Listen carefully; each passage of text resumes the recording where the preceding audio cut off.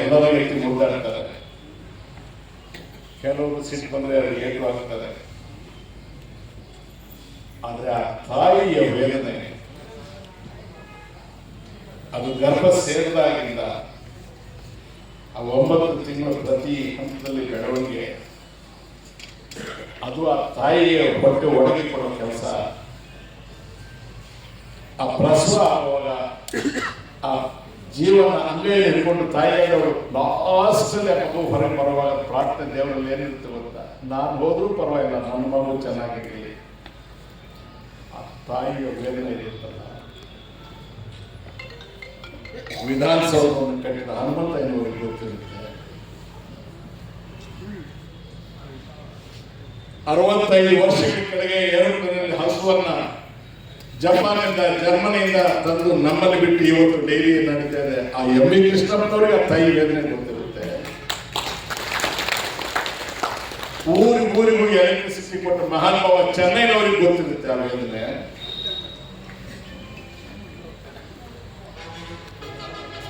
HAL factory ಬಂದ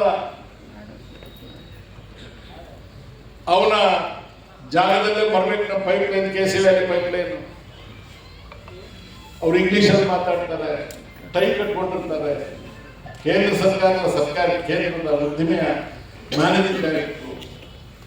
ನಾನು article school, ಗೌರ್ಪಲ್ಲಿ school. ನಮಗೆ ಇಂಗ್ಲೀಷು ಸರಿಯಾಗಿ ಬರೋದು, ಕನ್ನಡವೂ ಅಷ್ಟಕ್ಕಷ್ಟೇ, ತೆಲುಗು ಅಷ್ಟು ಮಾತ್ರನೇ. ಅವನ ಜೊತೆ ಮಾತಾಡ್ಬೇಕು ನಾವು. ಅವನಾಗೋದಿಲ್ಲ ಅಂತ, ಹಾಗಾಗಿ ಬರೋದಿಲ್ಲ ನೀವು ಅಂತ. ಪೈಪ್ ಲೈನ್ ಹಾಕಿ ಹೋದ್ರೆ ನಾನು ನಿಂತದೆ. ಹಾಗೂ ಹೀಗೂ ಅಡ್ಜಸ್ಟ್ ಮಾಡಿಕೊಂಡು ನನಗೆ ಗೊತ್ತಿದ್ದು ಇಂಗ್ಲೀಷನ್ನೇ ಕೆಳಗೆ ಮೇಲೆ ಹಾಕಿ ನನಗೆ ಕೇಳಿದೆ, ಏನಪ್ಪ ಆಗದೇ ಇಲ್ಲ ನೋ ಅಂತಂದ.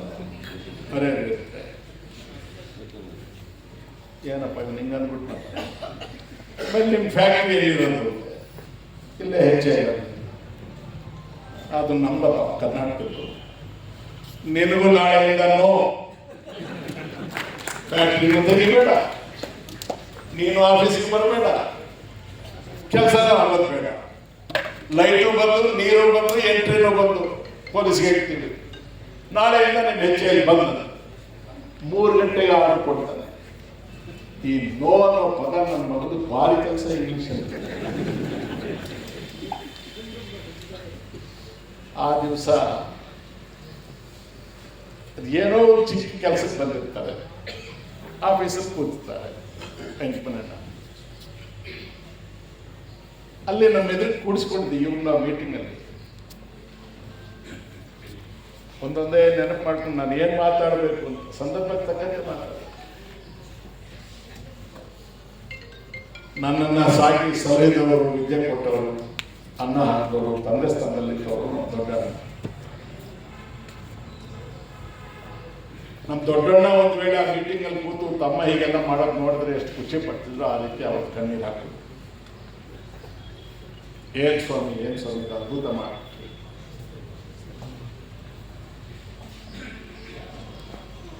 ಅವರ ನಮ್ಮ ಸಂಬಂಧ ಸಾರ್ವಜನಿಕ ವಿಚಾರಗಳಿಗೆ ಸಂಬಂಧಿಸಿದಾಗಿದ್ದ ಹೊರತು ಮತ್ತೆ ಯಾವುದೂ ಇರಲಿಲ್ಲ.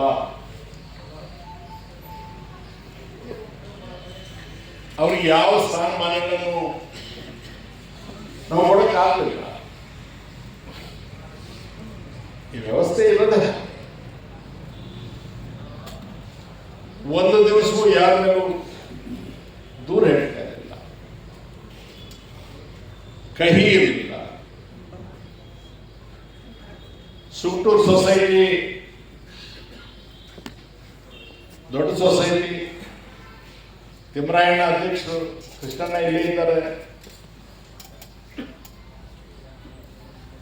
ಈ ಸ್ತ್ರೀಶಕ್ತಿ ಸಂಘಗಳ ಮುಖಾಂತರ ಸಾಲ ಕೊಡೋದು ಅಂತ ಹೇಳಿದ್ರೆ ತಿಮ್ಮರಾಯಣ್ಣ ಹೇಳಿರ್ತಾರೆ, ಅಯ್ಯೋ ಸ್ವಾಮಿ ರಿಕವರಿ ಹೇಗೆ ಸೊಸೈಟಿಯನ್ನು ಕಾಪಾಡ್ಕೊಂಡು ಬಂದಿದ್ದೀವಿ, ಹೋಗ್ಬಿಡುತ್ತೆ. ಅದು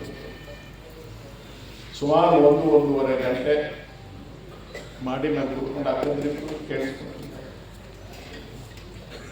ಏನಾಗಲ್ಲ ತಿಮ್ಮರಾಯಣ್ಣ, ನಿಮ್ಗವ್ರು ನಾನು ಕಾಪಾಡ್ಕೊಳ್ತೇನೆ ಅನ್ನೋದಕ್ಕೆ ಅವಕಾಶ ಇರೋದಿಲ್ಲ. ಬಡವರೆಲ್ಲ ನಿಮ್ಮನ್ನು ಆಶೀರ್ವದಿಸ್ತಾರೆ, ಒಳ್ಳೆ ಯೋಜನೆ ಮಾಡ ಅಂತ ಹೇಳಿದ್ದಾರೆ. ಕೃಷ್ಣಣ್ಣ ಕರೆಕ್ಟ್ ಹೋಗಲ್ಲ, ನೀವು ಕೂತಿದ್ರಿ. ಕೃಷ್ಣಣ್ಣ ನಿಮ್ಮೆದುರಿಗೆ ನಡೆದಿದ್ದು. ತಿಮ್ಮರಾಯನಿಗೆ ಭಯ ಅಂದ್ರೆ ಭಯ ಹೋಗ್ಕೊಳ್ಳೋದಿಲ್ಲ. ಅಯ್ಯೋ ಏನಾದ್ರು ಹೋಗ್ಬಿಡುತ್ತೋ ಏನೋ. ಸಾರ್ವಜನಿಕ ಹಣ ಅಂತಂದ್ರೆ ಎಲ್ಲಿ ನಮ್ಗೆ ಕೆಟ್ಟ ಹೆಸರು ಬಂದ್ಬಿಡುತ್ತೋ, ಸೊಸೈಟಿ ಮುಗಿದೋಗ್ಬಿಡುತ್ತೋ ಅಂತ ಹೇಳುವಂತಹ ಕುಟುಂಬ ಅಂತ ಅಣ್ಣ.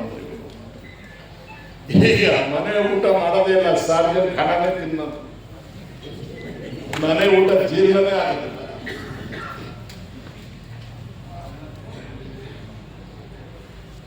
ನಾವು ಸಾಲನ ಕೊಟ್ರು, ಹೆಣ್ಮಕ್ಳು ವಾಪಸ್ಸು ಕಟ್ಟಿದ್ರು,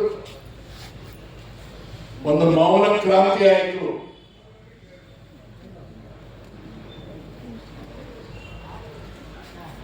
ಸೂಪರ್ ಸೀಡ್ ಆಗಿ ಆಡಳಿತಾಧಿಕಾರಿ ಬಂದು ಮನಮೋಹನ್ ಸಿಂಗ್ ಅವರು ಸಾಲ ಮನ್ನಾ ಮಾಡತಕ್ಕಂಥ ಯೋಜನೆಯನ್ನು ಡಿಕ್ಲೇರ್ ಮಾಡಿದ್ರೆ ಅದರ ಬೆನಿಫಿಟ್ ಕೂಡ ಪಡ್ಕೊಳ್ಳೋಕೆ ಆಗದೇ ಇರೋ ಸ್ಥಿತಿಗೆ ನಾವು ತಲುಪಿಟ್ಟಿದ್ವಿ.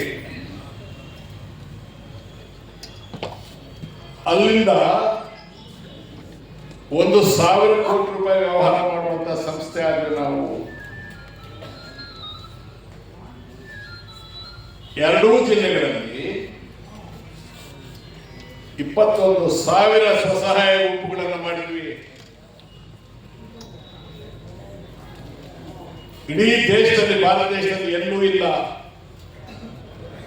100 ಕೋಟಿ ರೂಪಾಯಿಗಳನ್ನು ಕೊಟ್ಟು ಹೆಣ್ಮಕ್ಳಿಗೆ ಕೊಟ್ವಿ.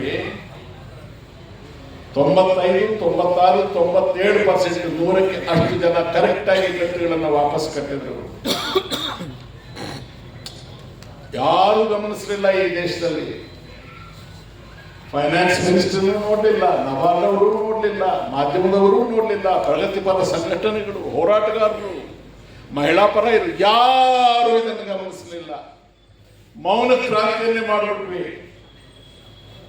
ಹೆಣ್ಮಕ್ಳು ಸಾಲ ತಗೊಂಡ್ರೆ ಬಡವರು ಹೆಣ್ಮಕ್ಳು ಗಂಟು ಮುಳುಗಿಸೋದಿಲ್ಲ, ಕಟ್ತಾರೆ ಅನ್ನೋದನ್ನು ರುಜುವಾತ್ ಮಾಡ್ತೀವಿ. ಈ ಮಹಾನ್ ಅವರ ಪ್ರೇರಣೆ ನನಗಿತ್ತು. ನಾನು ಅನ್ನೋ ಪ್ರಶ್ನೆ ನಮ್ಮ ಬದುಕಿನಲ್ಲಿ ಬರುವುದಿಲ್ಲ. ನಾವು ನಮ್ಮ ಹಿಂದೆ 4 ಜನ ಇದ್ರೆ ಮಾತ್ರ ಮಾಡಕ್ಕಾಗುತ್ತೆ. ಒಳ್ಳೆಯ ಕೆಲಸವನ್ನ ಪ್ರೋತ್ಸಾಹ ಮಾಡ್ತಕ್ಕಂಥ ಜನ ಇದ್ರು, ನಮಗೆ ಪ್ರೋತ್ಸಾಹ ಕೊಟ್ಟರು. ಸೋಲಿಗೆ ಇದಕ್ಕೆ ನಾವು ಸಂಬಂಧ ಹಾಕಬಾರದು. ಸೋಲು ಜನರ ತೀರ್ಮಾನ. ಜನರ ತೀರ್ಮಾನವನ್ನು ಪ್ರಶ್ನೆ ಮಾಡುವ ಅಧಿಕಾರ ನಮಗಿಲ್ಲ. ನಮ್ಮ ಕರ್ತವ್ಯ ನಾವು ಮಾಡಲೇಬೇಕಾದ ಜವಾಬ್ದಾರಿ ನಮಗಿರುತ್ತೆ. ಬಹಳ ಜನ ಸಿಗೋದಿಲ್ಲ ಸ್ವಾಮಿಗಳು, ಎಲ್ಲೂ ಬರ್ತಾ ಇಲ್ಲ. ಭುಜ ಕುಣಿಸ್ಕೊಂಡು ಮತ್ತೆ ಬಿಳಿ ಶರ್ಟ್ ಹಾಕೊಂಡು ಯಾಕೆ ಕಾಣಿಸ್ಕೊಡ್ಬೇಕು ಅಂದ್ರೆ ಮತ್ತೆ ಇನ್ನೊಂದು ಚುನಾವಣೆಗೆ ನಿಲ್ಲೋ ಆಸೆ ಇದ್ರೆ, ಏನೇನಪ್ಪ ಆಗೋಯ್ತು ಅಂತೇಳಿ ಮದುವೆಗೆ ಹೋಗೋಣ, ಸಾವು ಹೋಗೋಣ, ತಿಥಿಗೂ ಹೋಗೋಣ, ರಥೋತ್ಸವಕ್ಕೂ ಹೋಗೋಣ, ಏನಪ್ಪ ಚೆನ್ನಾಗಿದೆಯಾ ಚೆನ್ನಾಗಿದೆಯಾ ಅಂತ ಸಾಧ್ಯವೇ. ಜೀವನದಲ್ಲಿ ಸೋತ್ಬಿಟ್ಟಿದೆ. ಚುನಾವಣೆಯಲ್ಲಿ ಸೋತಿದ್ರೆ ನಾನು ಹೆದರ್ತಾ ಇದ್ದೆ. 4 ಆಗಿತ್ತು, 5ನೇದಲ್ಲಿ ಸೋತ. ಬದುಕಿನಲ್ಲಿ ಸೋತು. ಏನ್ ಬದುಕಿನಲ್ಲಿ ಸೋಲು ಅಂದ್ರೆ ನಂಬಿಕೆ ದ್ರೋಹ. ಚುನಾವಣೆಯಲ್ಲಿ ಸೋಲೋದು, ಹೆಚ್ಚಿಗೆ ಓಟ್ ಯಾರು ಬಂದವರು ಗೆಲ್ತಾರೆ, ಕಡಿಮೆ ಓಟ್ ಬಂದವರು ಸೋಲು. ಆದರೆ ಜೊತೆಯಲ್ಲೇ ಇದ್ದವರು, ಎಲ್ಲ ಒಟ್ಟಿಗೆ ಕೆಲಸ ಮಾಡಿದವರು, ಎಲ್ಲ ಸರಿ ಅಂತ ಹೇಳಿದವರು, ಇನ್ಯಾರು ಮಾಡಕ್ ಸಾಧ್ಯ ಅಂತ ಹೇಳಿದವರು ಗೊತ್ತೇ ಆಗಲಿಲ್ಲ ನಮಗೆ. ಕೌಂಟಿಂಗ್ ಆದ ತಿಂಗಳಾದ್ಮೇಲೆ ಒಂದೊಂದೇ ವರ್ತಮಾನಗಳು ಗಾಡಿಯಲ್ಲಿ ಬರುತ್ತೆ. ಈ ಮಹಾನವರು ಹೀಗೆ. ಆದ್ರಿಂದ ನಾನು ಕೃತಜ್ಞತೆಗಳನ್ನ ಅರ್ಪಿಸ್ಬೇಕಲ್ಲ. ಮೊದಲನೇದಾಗಿ ವೆಂಕಟಮಣಿ ಅಣ್ಣನಿಗೆ, ಅವರಿಬ್ಬರು ಸಹೋದರರಿಗೆ, ತೀರ್ಕೊಂಡಿರ್ತಕ್ಕಂಥ ತಿಮ್ಮರಾಯಪ್ಪನವರಿಗೆ, 3 ಜನ ನನ್ನ ಅಕ್ಕನಿಗೆ, ಅವರ ಮಕ್ಕಳಿಗೆ, ಮೊಮ್ಮಕ್ಕಳಿಗೆ, ಅವರ ಕುಟುಂಬಕ್ಕೆ ನನ್ನ ಹೃದಯಪೂರ್ವಕ ಅನಂತ ಅನಂತ ಕೋಟಿ ಕೋಟಿ ನಮಸ್ಕಾರಗಳು. ಎರಡನೇದಾಗಿ ಯೋಗ್ಯತೆ ಇದ್ದವನು ಯೋಗ್ಯತೆ ಇಲ್ಲದವನು ಇಂತಹ ಒಂದು ಪುಣ್ಯ ಕೆಲಸಕ್ಕೆ ಅನಿಲ್ರವರು ಜವಾಬ್ದಾರಿ ತಗೊಂಡು ಮುಂದೆ ನಿಂತಿರುವನ್ನೆಲ್ಲ ತಗೊಂಡು ಇಡೀ ಕಾರ್ಯಕರ್ತರ ಸಮೂಹವನ್ನು ಸೇರಿಸಿಕೊಂಡು ನನ್ನನ್ನು ಕರೆಸಿದ್ದೀವಿ. ನಿಮಗೆ ಕೋಟಿ ಕೋಟಿ ನಮಸ್ಕಾರ. ಮೂರನೇದಾಗಿ ಒಳ್ಳೆಯದೇ ಮಾಡಿದ್ನೋ ಕೆಟ್ಟದ್ದೇ ಮಾಡಿದ್ನೋ ಕೆಲವರು ನನ್ನನ್ನೇ ಸರ್ವಸ್ವ ಅಂತ ನಂಬ್ಕೊಂಡು ನಿಂತ್ಬಿಟ್ರು. ಅವರಿಗೆ ನನ್ನ ಕೋಟಿ ಕೋಟಿ ನಮಸ್ಕಾರಗಳು. ಮೂರು ಮುಖ್ಯ.